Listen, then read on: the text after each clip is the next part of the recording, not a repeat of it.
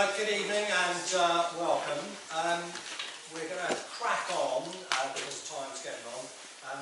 Tim and Janelle and Frankie are on the way, so hopefully the timing will work out perfectly. I'd like to start by introducing Cam Price. You'll see in a moment why I had a fairly embarrassing time with Cam. We've known him for about 6 years, and when we were setting this up, he suggested that Tim and Janelle came along and as part of the evening, which was very kind of him. I thought that's fantastic. I don't really know Tim and Janelle, so I thought I'd do a bit of research. And when I looked at the face on there, it was Tim Price. You'll see it's almost identical to Cam. So I suspect he was slightly amused by the fact that I had no idea who we were talking about, and it was his brother. But nonetheless, they're both coming along, they shouldn't be too far. Cam's got about a 45-minute talk, which hopefully will give you some take-home stuff in terms of what to look out for when you're feeding your horses and how to make your decisions in terms of what you do. As you can see by the shed, there's plenty of choice, and that, I know, for all of us makes it pretty confusing. I'll hand over to Cam and we'll crack on. Thank you very much, Steve. Thank you very much to you and Tracy for the opportunity to come and talk to everybody. It's a privilege and an honour. As Steve says, I don't like to be known for my brother, but Tim's my brother, so he couldn't refuse, shall we say, to come and help us tonight. So, but he is always late, so in that respect, it's true to form. I'm from Keyflow. Keyflow is my company actually. We started it about 5 years ago, and it was a nice story that led into it. But fundamentally, I used to work for an Australian company. I'm a Kiwi, not to be mistaken with an Australian. But I came over to the UK, following my brother and what they were doing over here, and started to take a real interest in what was going on. And the company I was working with at the time, I started coming over here with and doing a bit of work over here. They decided to pull out of the market in the UK, and that led me to say, hey, well, I love this market, I love this place, let's get everybody together and start a feed company. Nutrition is my thing, equine nutrition is my thing, and really pleased I did. 5 years has been a hard battle, but now we're sort of here and we've survived, and people have started to catch on to what we're doing, so it's a real privilege. So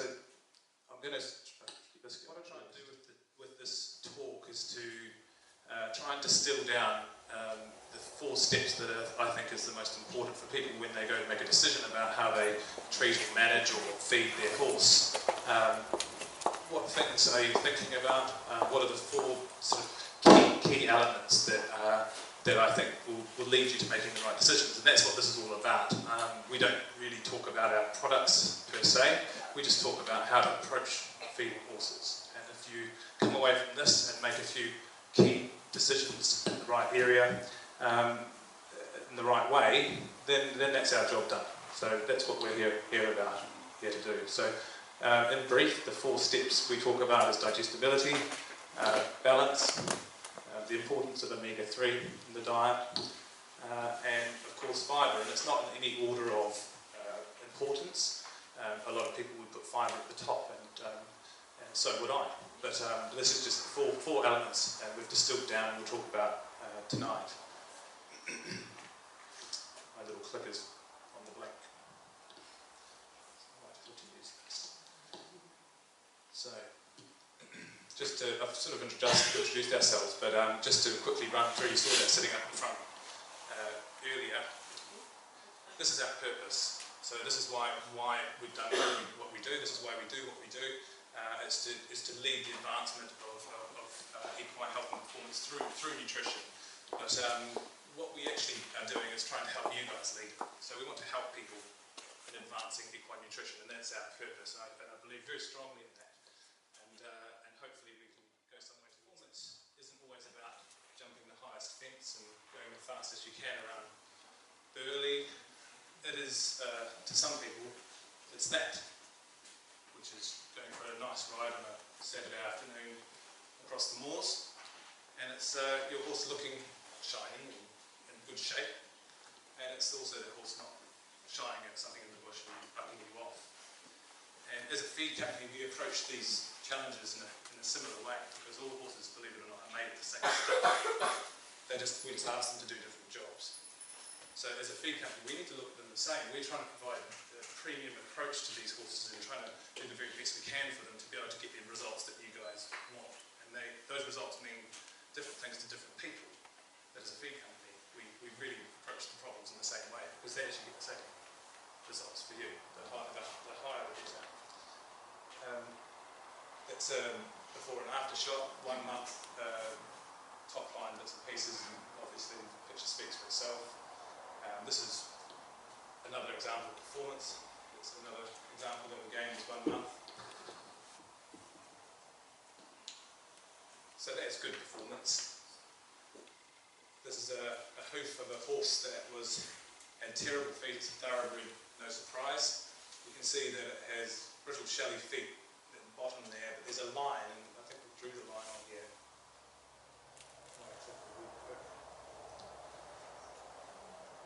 Just there, so you can see there's good, strong, healthy hoof at the top, and brittle, shelly hoof at the bottom. And this is just before the farrier was going to shoe this horse, and he was going to be putting his clinches up into the nice new hoof. But that horse there was on every hoof supplement that was available 11 months prior. And the new owner took it off all the supplements, and all the hoof this and the hoof that's, and just put it on a clean, simplified, balanced Keyflow diet. And it grew a line in its hoof, and it just grew straight and true above the line, and it stayed brittle and shelly until it grew out, and now it's got a lovely hoof on it. And it was just an example of simplifying and not confusing. So we go into detail about that shortly. So into the 4 steps. First one, digestibility, and I put it first because it's probably the one that's not paid that much attention, and so I wanted to try and put some light on it because it really does have a big effect on the health of the horse. That's how the digestive tract sits in a horse, nice and neatly, and all folded up. It's really quite intricate. But for the sake of making it easier to explain, we expand it a bit, stretch it out, draw lines on it. And so that's the graphic that we use. So we're going to start at the beginning here.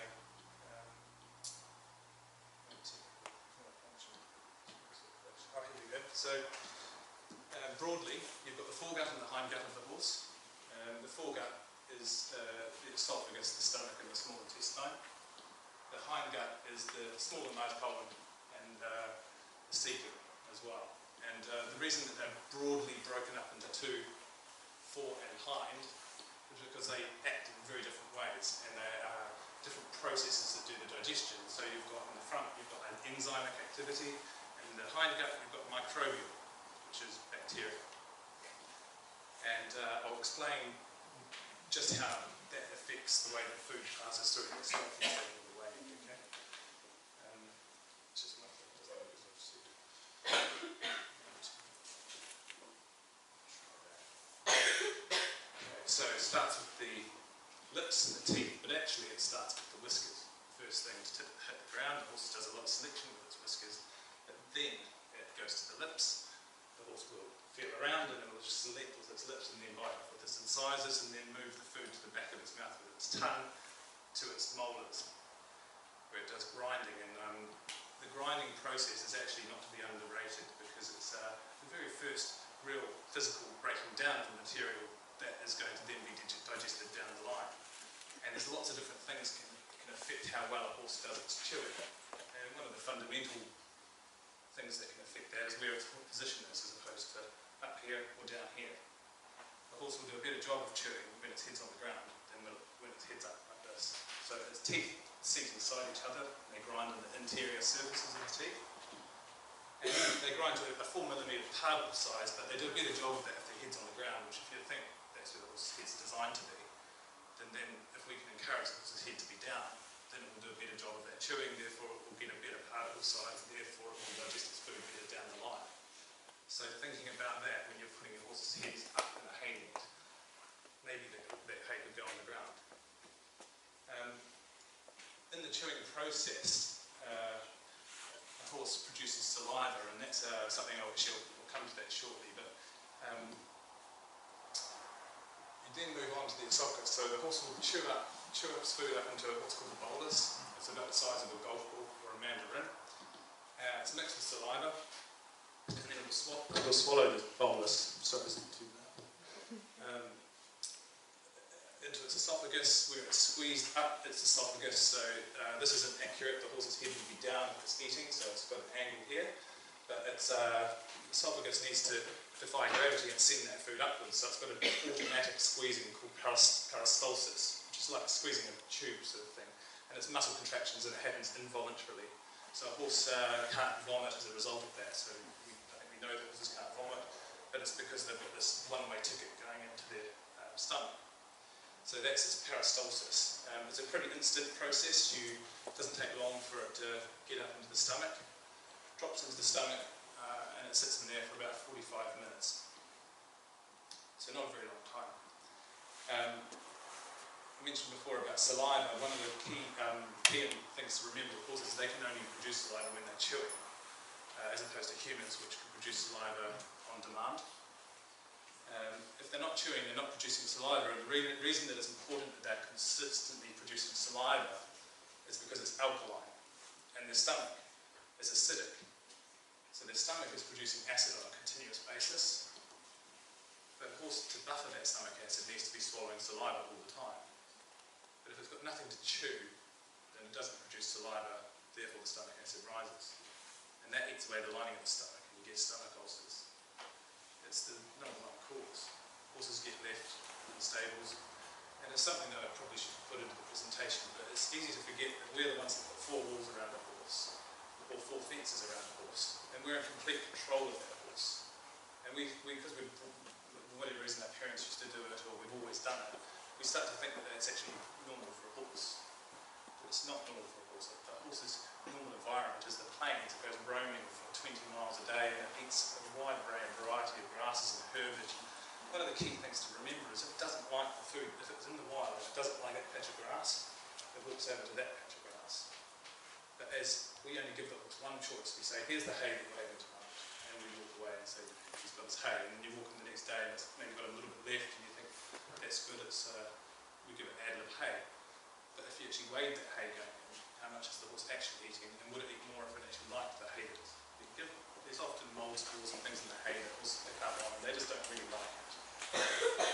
Just be conscious of the fact that we control everything that a horse receives and what it does, and that we actually need to try and emulate the wild a little bit more. And a solution to that problem, if the horse doesn't particularly like its fibre, is to give it a smorgasbord option, give it some chopped grass, some chopped fibre in one bucket, and give it some soaked fibre in another bucket, and give it some hay and some haylage, and just let the horse have a bit of a smorgasbord and choose what it likes. This is for the fussy eaters. I'm not saying every horse needs this, but if you know the horse isn't eating enough fibre, then do something about it, don't just ignore it. So we're in the stomach, or it should be in the stomach, for 45 minutes. At the beginning of the real breakdown of the particles, it's quite an acidic environment, lots of enzymes in there as well. You've got 45 minutes, and then it passes through into the small intestine. The small intestine is a really important part in the digestive tract because it breaks down a lot of the components that we put in all these feeds around us. And as a feed manufacturer, we focus a lot on the small intestine. It's where protein, vitamins and minerals, carbohydrates or starches, a lot of the vitamins and minerals, as I said, and then also fats and lipids are broken down by enzymes. They break down the molecules and they pass them through the intestinal wall and into the bloodstream. And so what we can try and, this is digestibility we're supposed to be talking about in this part, so how can we increase that level of absorption? That's called absorption. How can we increase that absorption in the small intestine to get those components passed into the bloodstream where they should be passed into the bloodstream, rather than letting them go on down the tract and create havoc, which is what they do. So we really focus on the small intestine. Just want to see what's next here. So as I said, there's carbohydrates and sugars, vitamins and minerals, proteins, amino acids, fats and lipids. Is there anything missing off that? Salt. Pardon? Starch? Starch? No, that's our carbohydrates. Oh, sorry. Yeah. It's fibre. It's not where fibre gets digested. The fibre ends up in the hindgut. That's where fibre gets digested. But this is everything except fibre, essentially. So we talk about the hindgut a lot, and people hear that it's important for a horse to have a healthy hindgut, and it's absolutely true. And I've got a magician's wand, because actually horses, it's magic what happens in the hindgut. They manage to synthesize nutrients. They make their own vitamins in the hindgut. If you think about it, you can feed a horse really low-grade fibre, and it will survive quite well, actually. And it's because of the fermentation of that fibre in the hindgut that they actually develop and create their own nutrients, and then they live off those nutrients. They also create volatile fatty acids, which turns into energy. They do a heck of a lot in the hindgut that allows them to survive. That's what they're made to do, essentially. What we do with this here is try and balance the diet, because we put the four walls around the horse, we give them one source of fibre, and so we're trying to balance all those things they wouldn't be getting if they were roaming the 20 miles a day. So bucket feeding is essential, but it's important to remember how clever the horses are at actually developing nutrients in the hindgut. So the passage of food has been quite rapid. I should have said, in the small intestine you've only got 2.5 to 3.5 hours in that part of the horse, and it's called small because of its diameter, but it's actually quite long, and there's quite a high capacity. But the passage of food is really rapid through there. You get up to that point, and you've got the cecum. From the cecum onwards, so up to here you've got about, in total, 4 hours. From the cecum onwards, so when it gets to that point onwards, you've got 2 days. That's because the whole process changes. So you've got the enzymic activity in the foregut, and the hindgut, you've now got microbial, it's fermentation. And fermentation takes time. And so you've got 48 hours in there. It's much like a compost heap you have at home. It takes time. You put leaves and vegetation on there, and then you let it rot, basically, and let it ferment. And this is what happens with a horse. And it creates heat, it creates some gas, and it creates it's supposed to be a nice environment. So what we don't want in there is protein and starch. We only want fibre in there. And if we think about what's getting digested before the hindgut, the protein and the starch and the vitamins and minerals and the lipids, if they don't get digested there, then they end up going into the hindgut. And that's not what you want in there. You want fibre in there only. You don't want any starches or protein going in there. And if you go back to the analogy of a compost heap, you can think about a compost heap as being quite sweet smelling and nice, but that's only if it's got leaves and grass clippings on it. If you put a dead animal into the middle of that and let that rot down, you've got yourself a stinking smelling mess with flies. You wouldn't want to go jump in it anyway. You keep your feet warm as a kid. I used to.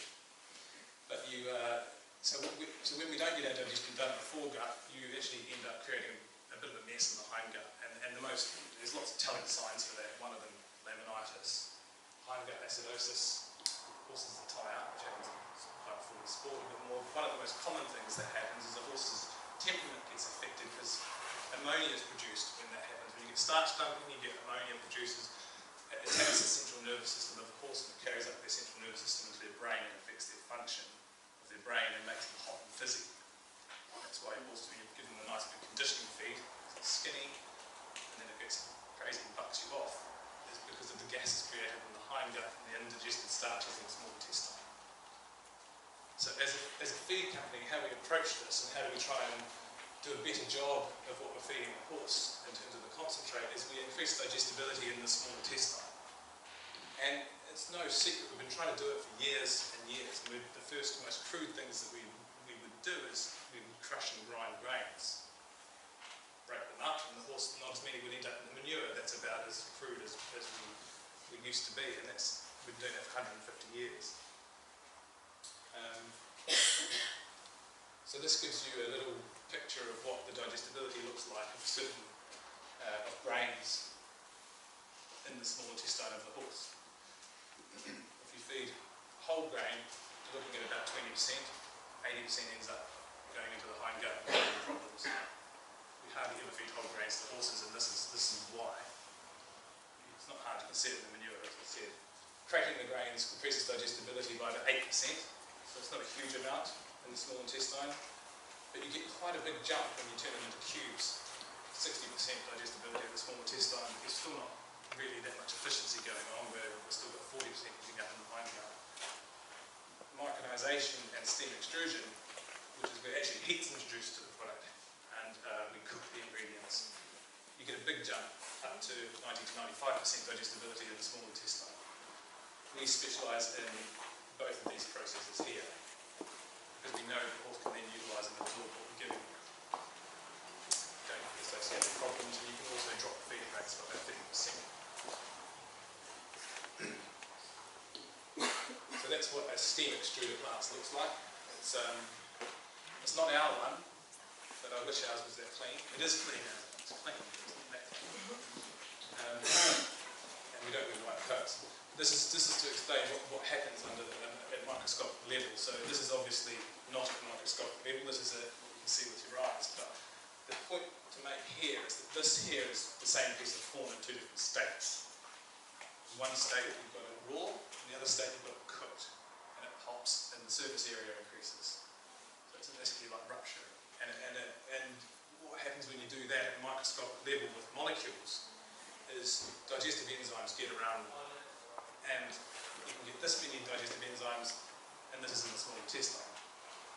You get that many around that piece of form that's in this state. But when you turn it into that state, you can get a lot more.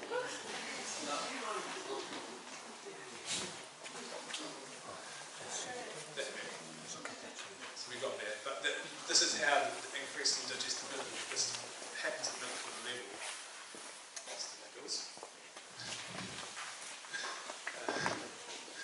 And therefore, to break it down in that short window of opportunity it's got, the small intestine is only there for 2 to 3 hours. Those enzymes can do a much better job of getting into the molecule, breaking it down, passing it through the intestinal wall into the bloodstream. So we humans have acknowledged that we shouldn't probably be feeding horses all this concentrate. We have to do it to balance their diet. Therefore, we have a responsibility to try and make it as absorbable to the horse as we possibly can, and that's what we're trying to do. And it's an area that people don't pay it enough attention, because you just feed the horse and then you kind of think, okay, did it do the job, did it not do the job? It's a very broad kind of thing we're doing, but don't forget about this stuff. Can I just ask? Sure. Sorry.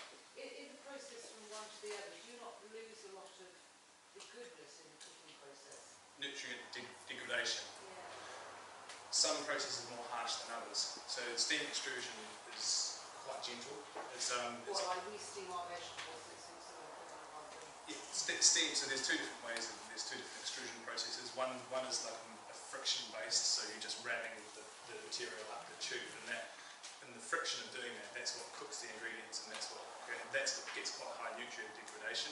But if you do it with steam, which is more expensive because you've got to introduce the heat, it's a more gentle process. And micronization is when you're passing the feed material underneath a heat lamp, and the heat lamp to make it infrared, and that again is quite a gentle process. So it's about the way you do it. But yeah, if you do it in a cheap, quick way, uncontrolled, then you can get some nutrient degradation. This is just we have these icons on our bags, and everything's either been full or part. When it says partly steam extruded, this means it's steam extrusion mixed with micronized grains and things like that. So everything's cooked, except for the fibre sources.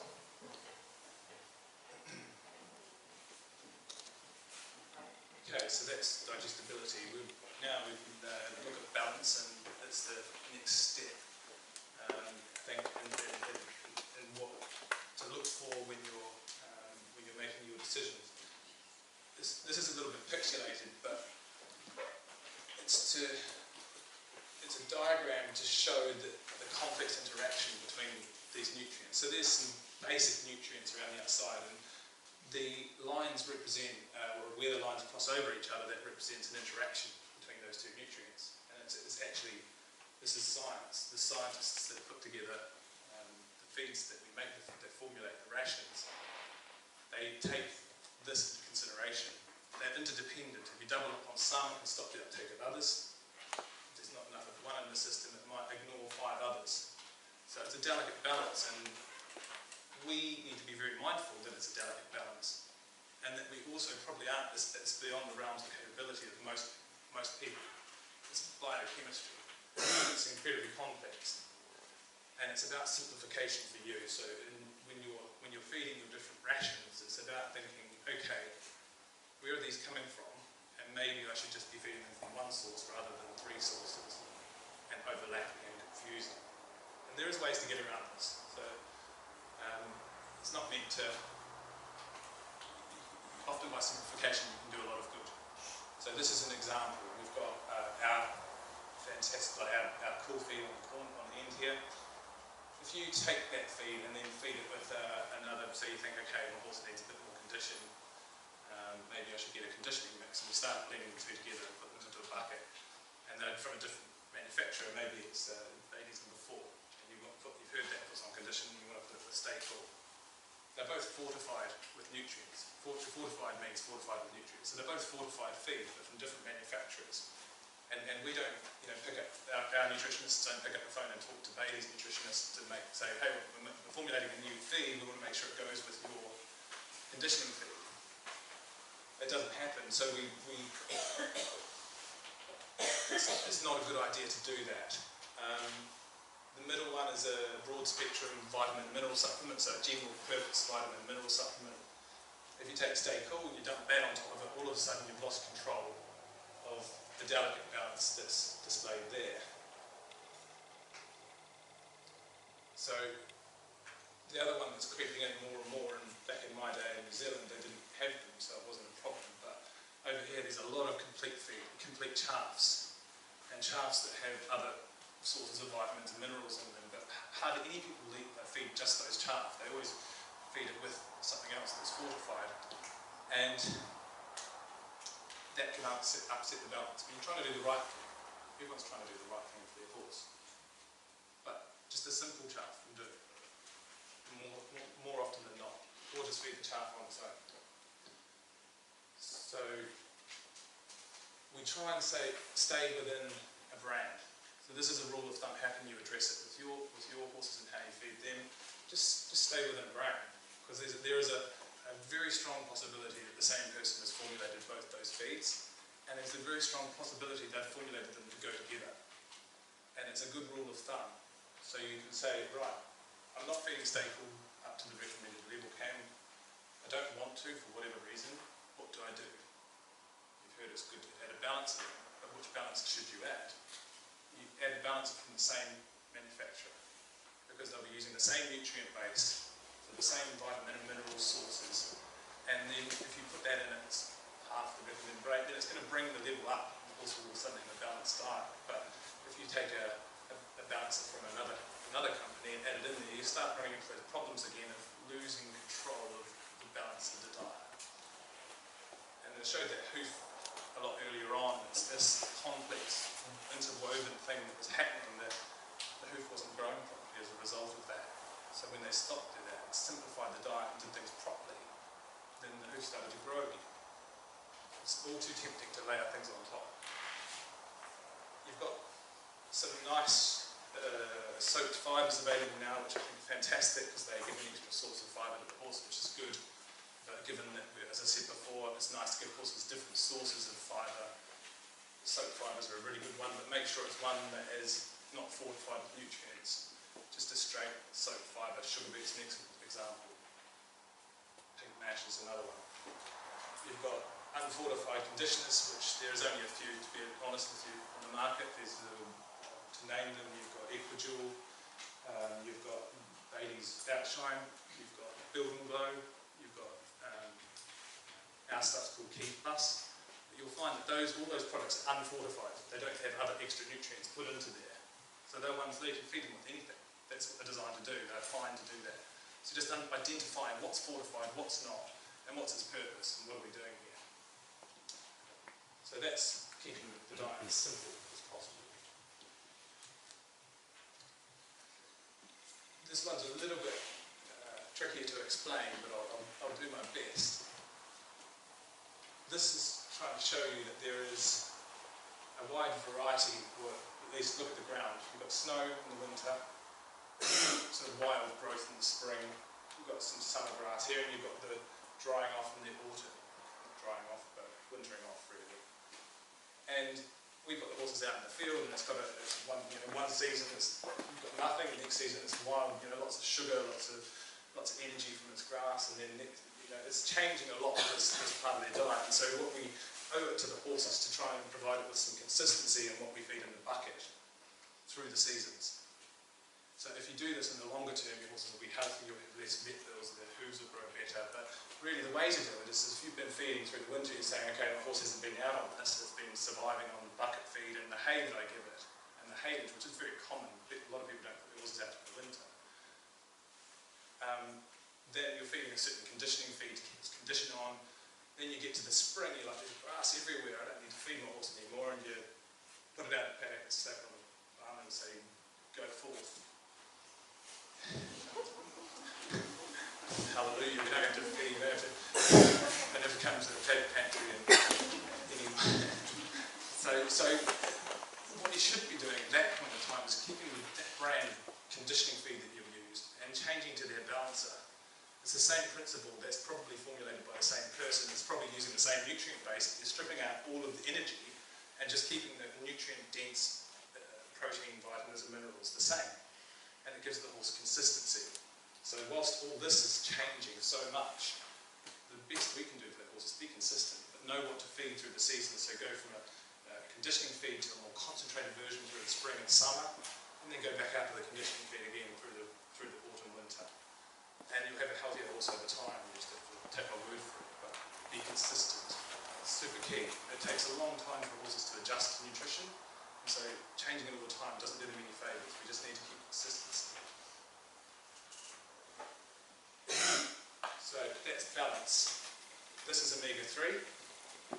That's linseed down there. This is a general rule, and it's a bit more complex than just saying something's anti-inflammatory and something's inflammatory. But what science suggests is that if a horse has more omega-6 in its diet than it does omega-3, and this is across all of its nutrition sources, that it struggles to regulate its inflammation as well, which can be interpreted to mean that it's inflammatory. So you've got to be careful about what you say here. Basically, the horse doesn't want to have as much omega-6 in its diet as it does omega-3. You want the 3 to be on top. And the horse's natural diet, which is grasses and herbage and that kind of thing, is naturally high in omega-3.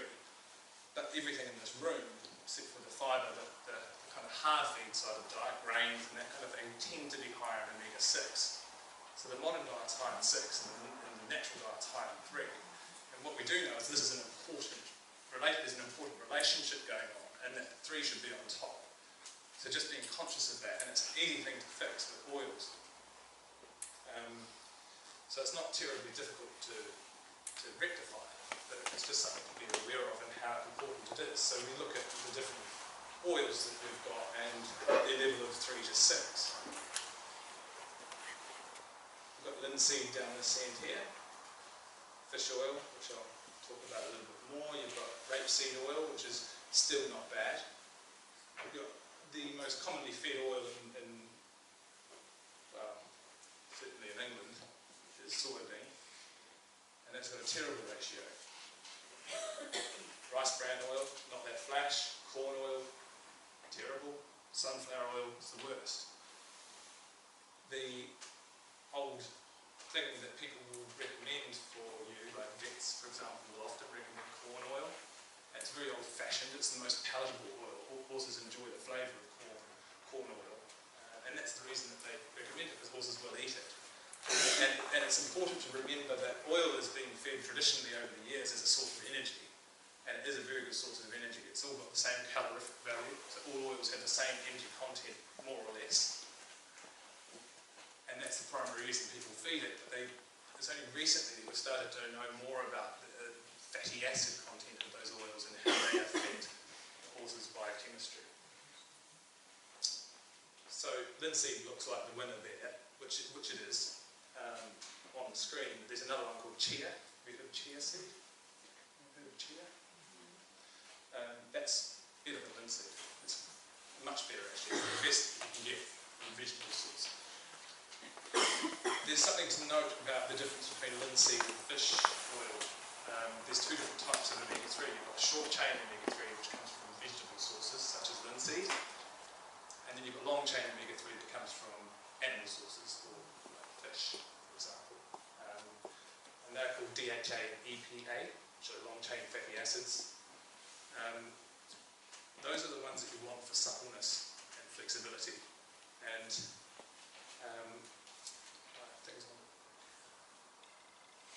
we do in oil, funnily enough, and that's the combination that we use: linseed, salmon oil, rapeseed oil, a little bit of aniseed oil, a little bit of garlic.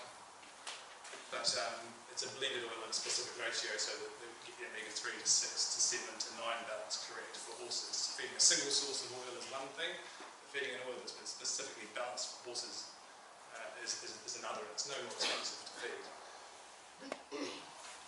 So just talking about the long and short chain, so typical sources of, good sources of short chain omega-3 is here: linseed, rapeseed, chia seed. Long chain is fish. There is some in an algae, which is a vegetable source. It's DHA, is found in a certain algae. It's a very specific one in the States. And then there's other random sources like earthworms and human's milk and brain tissue. It's interesting stuff. But the easiest source is salmon oil. The horse will convert short chain into long chain in its body, so it's important to remember it's not that the horse doesn't get all of these benefits from something like linseed, but it's 10 times less efficient than supplying it in a direct source. And we get asked all the time, why do you feed fish to horses? Why would you feed fish to horses? Why would you feed salmon to a horse? And the reason is because we're clever. And we've shortcutted the system because horses can convert the short chain into long chain, but it's 10 times less efficient than if we give it to them in a direct source.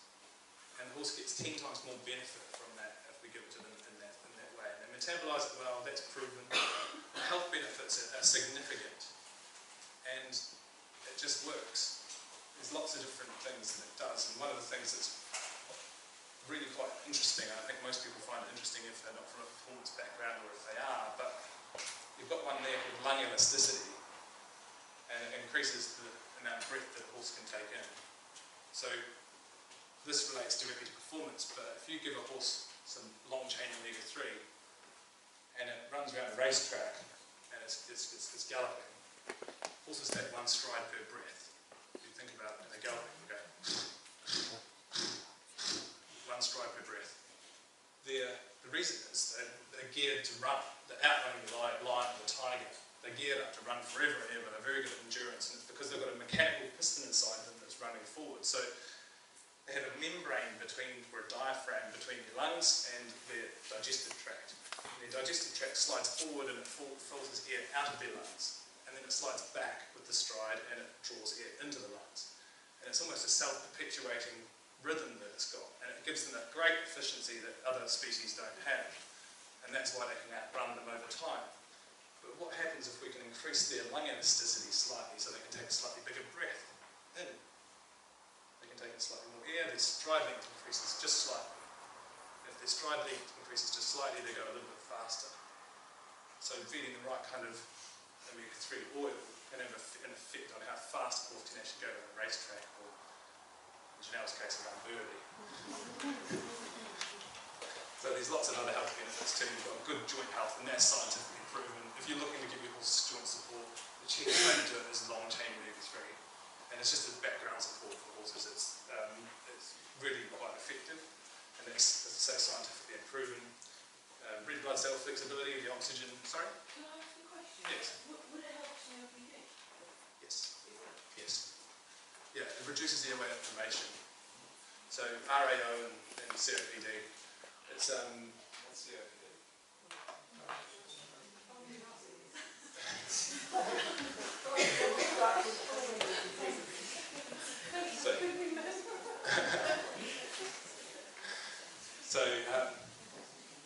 So yeah, there's it says significantly in the trials that they've done it's about 40% reduction, and that's by dosing equivalent of about 200 mils of this particular oil.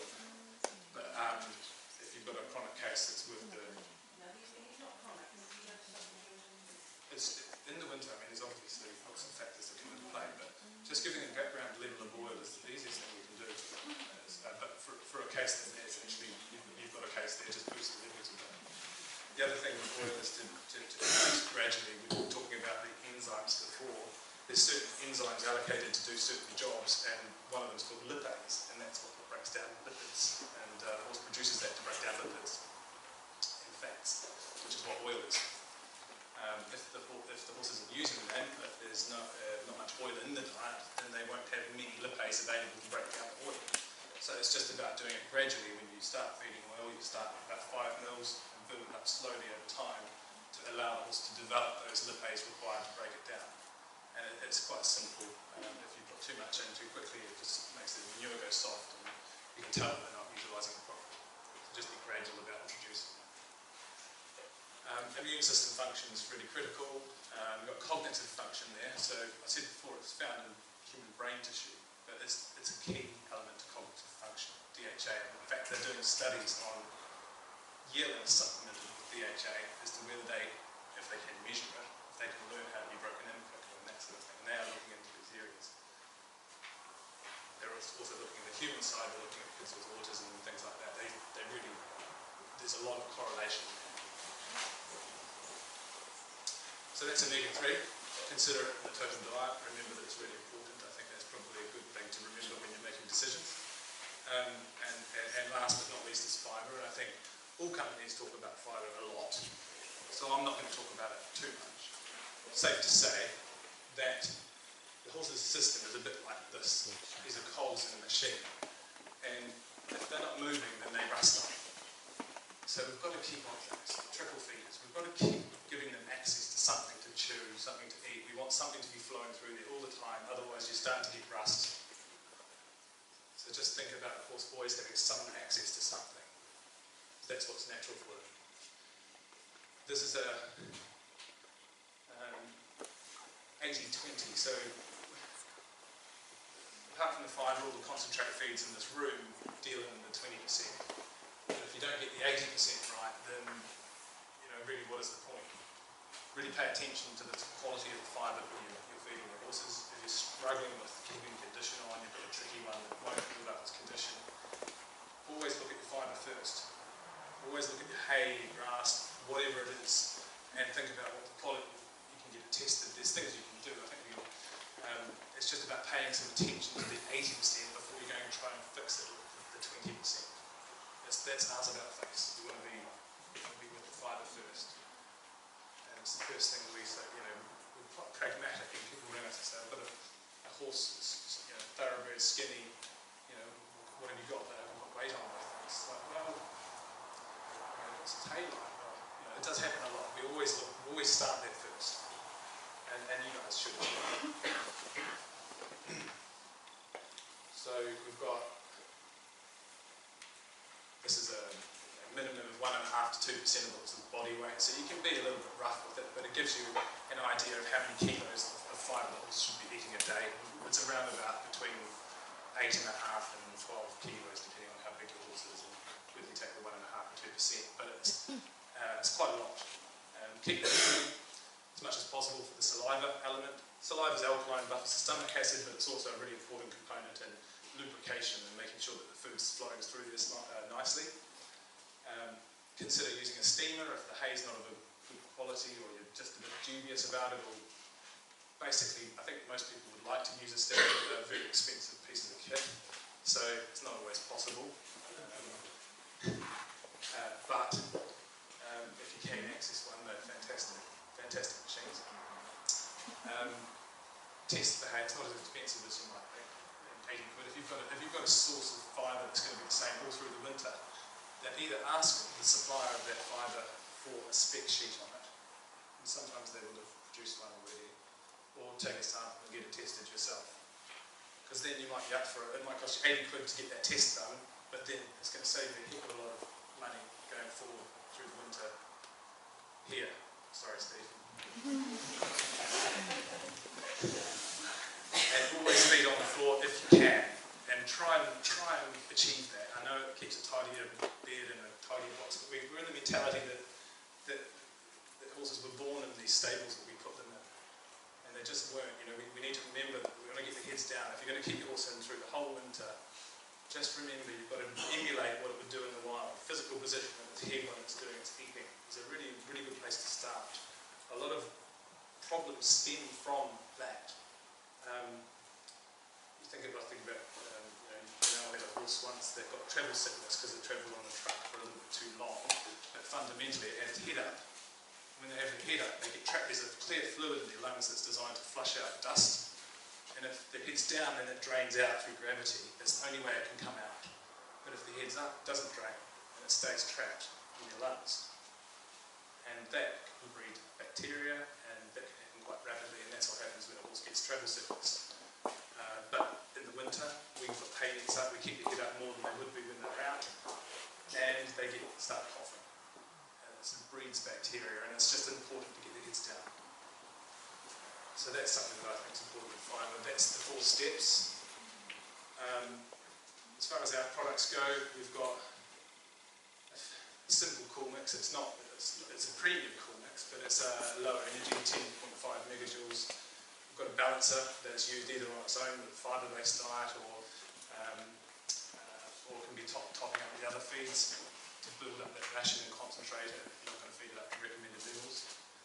But the fundamental thing to remember with this balancer is it's the only one available with steam extruded. All the rest are in cube form. And if you think about that, and what we just talked about, you've got a jump of digestibility of about 30%. More absorption, the horse does better off less. We have a competition feed here, which does very well in its own right. It's a higher energy mix. And we put beetroot and things into there, so people get worried about mixes because they think it's going to make their horse hot, but it's more about the digestibility of the ingredients than it is about the fact whether it's a mix or not. And typically they used to have a lot of sugar in them, which these don't. We don't put molasses on these at all, but it's not just about that. They're just inherently low in sugar. And do think about that as well. I think being practical about it, people tend to steer away from molasses because they think it's a bad word. But it's not really molasses that's the problem, it's the level of sugar in the feed. Really, we're just looking at the sugar level, aren't we? So there can be molasses in the feed, but there can still be low sugar. Relieve's a good example.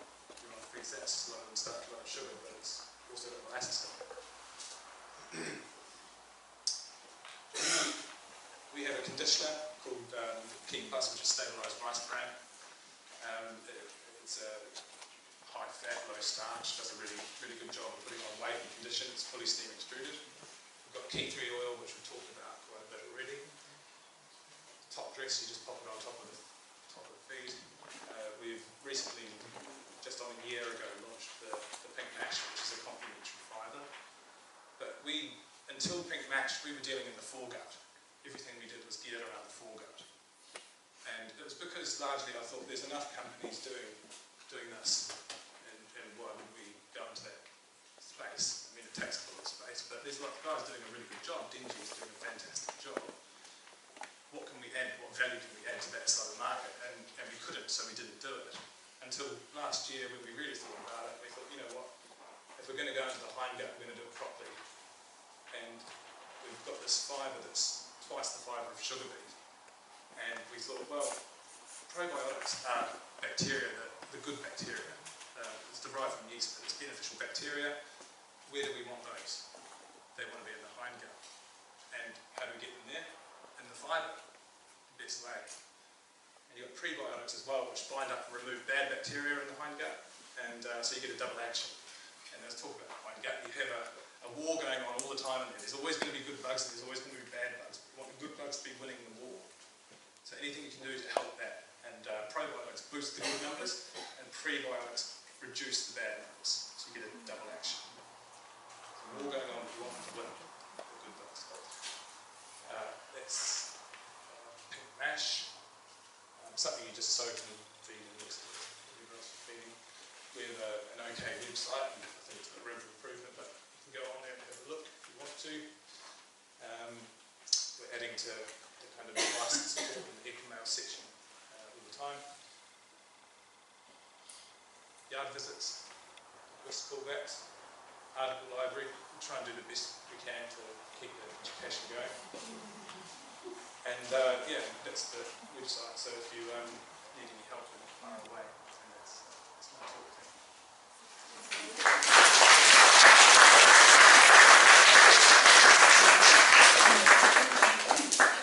Thanks very much, Cam. I'm pleased that you've reduced our sales and made out some much and so we'll just keep the client job done.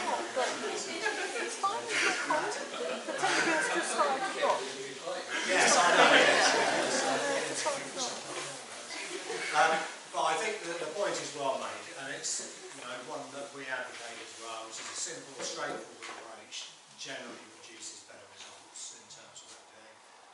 And you can see that Keyflow are focused pretty well on that sort of aspect, which is why they have got thousands of different products.